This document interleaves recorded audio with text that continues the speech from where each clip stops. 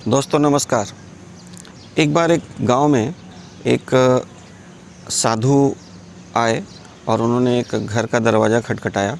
घर के अंदर से एक महिला निकली तो उस साधु महात्मा ने उनसे कुछ खाने को मांगा और मांगने के बाद उन्होंने उनको एक बात बताई। उन्होंने कहा कि आपके घर में जो आपकी ज़मीन है उसके नीचे बहुत बड़ा खजाना है, ये मैं अपनी तंत्र विद्या से देख पा रहा हूँ। तो महिला ने सोचा कि हो सकता है साधु महात्मा है, भिक्षा मांगने के लिए बोल दिया होगा। उसने कोई एक्शन उसके ऊपर नहीं लिया। उसने अपने पति से बात की तो उसके पति ने भी कहा कि ऐसे ही यार, साधु महात्मा ऐसे ही बोलते रहते हैं, डोंट वरी, ऐसा कुछ होता नहीं है। कुछ दिनों बाद जो साइंटिस्ट होते हैं, भूगर्भ शास्त्री, उन भूगर्भ शास्त्रियों को ये जानकारी मिली कि उस घर के नीचे एक बहुत बड़ा सोने का खजाना है। तो वो साइंटिस्ट की टीम, पूरी टीम के साथ एक बड़े वैन में पूरे गैजेट्स और पूरे टेक्नोलॉजी की जो चीज़ें होती हैं वो सब लेकर उनके घर पहुंची और उनको बताया कि आपके घर के नीचे एक बहुत बड़ा खजाना छिपा हुआ है। अगर आप चाहें तो हम आपके खजाने को निकाल सकते हैं। तो उन्होंने कहा कि हम कैसे मान लें, मेरा इतना बड़ा घर मैंने बनाया है, आप घर तोड़ दोगे, बाद में पता लगा खजाना भी नहीं मिलेगा। तो उन्होंने कहा कि मैं आपको दिखा सकता हूँ। और उन्होंने कुछ सेटअप लगाया वहाँ पे, कंप्यूटर, मॉनिटर और कुछ स्कैनर जो ज़मीन के अंदर देख सकता है। तो वो सारे टूल्स को लगा के उन्होंने दिखा दिया कि उस घर के अंदर सही में एक बहुत बड़ा खजाना छिपा हुआ है। तो जैसे ही वो लोग साइंटिस्ट वहाँ से निकले, ये वाइफ हस्बैंड ने अपना दरवाज़ा बंद किया और लग गया खुदाई में।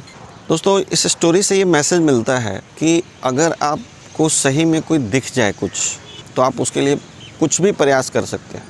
इसलिए कहा जाता है कि why is more important than how. कैसे करना है उस वाइफ हस्बैंड को अब बताने की ज़रूरत नहीं है। सिर्फ उनको अपना वाई मिल गया कि मुझे इसके अंदर से खजाना निकालना है, जिससे मेरे जीवन में समृद्धि आ सकती है, मेरा लाइफस्टाइल अच्छा हो सकता है। तो उन लोगों ने फिर कैसे करना है वो साइंटिस्ट को बताने की ज़रूरत नहीं थी। इसी बात को एक और स्टोरी के माध्यम से मैं आपको क्लियर करना चाहता हूँ। एक बार की बात है, एक कुत्ता एक खरगोश के पीछे भाग रहा था और भागते भागते वो खरगोश अपनी जान बचाने के लिए भाग रहा था, कुत्ता अपने लंच के लिए भाग रहा था। तो खरगोश एक बिल में छिप गया और वो बिल बहुत गहरा था, तो खरगोश अंदर जाके छिप गया। अब वो जो कुत्ता था उसने देख लिया था कि इसी बिल के अंदर वो गया है, तो वो लगातार प्रयास करता रहा। उसको वहाँ की मिट्टी हटाते हुए जो लोग कुत्ते और भी आसपास देख रहे थे, तो एक एक करके और भी कुत्ते दूसरी जगह पे उसकी देखा देखी मिट्टी कोड़ने लगे। और मिट्टी खोदते खोदते, तो उसको मिट्टी खोदते हुए जो भी कुत्ते देख रहे थे वहाँ से आसपास गुजरते हुए, तो वो लोग भी मिट्टी खोदना कहीं और पे स्टार्ट कर दे रहे थे। तो वो मिट्टी खोदते खोदते जो बाकी कुत्ते थे वो थक जाते थे और उनको लगता था यार ये क्या पागलपन है, चलो चलते हैं। तो कोई 5 मिनट खोदता था, कोई 10 मिनट खोदता था, कोई 15 मिनट खोदता था और ऐसे करके सारे क्विट कर जाते थे। लेकिन वो जो कुत्ता था जिसने खरगोश को बिल में जाते हुए देखा था, वो लगा रहा और वो तब तक लगा रहा जब तक उसने खरगोश को पकड़ नहीं लिया। मोरल ऑफ द स्टोरी ये है फ्रेंड्स कि कहा जाता है सीइंग इज़ बिलीविंग। आप किसी भी फील्ड में हैं और उस फील्ड के अगर आप कुछ सक्सेसफुल लोगों से मिलते हैं, उनकी लाइफस्टाइल देखते हैं, तो आपको रियल में एक मोटिवेशन मिलता है कि मुझे भी इनकी तरह बनना है।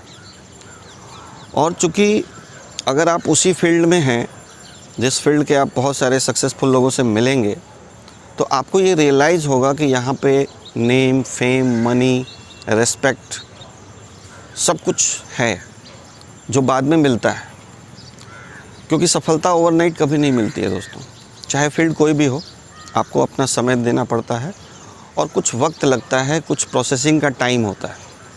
तो उस प्रोसेसिंग टाइम में जो अप्स एंड डाउन्स आते हैं, उसमें आप तभी टिके रह सकते हैं जब आपको पूरा विश्वास हो कि ये अचीव किया जा सकता है।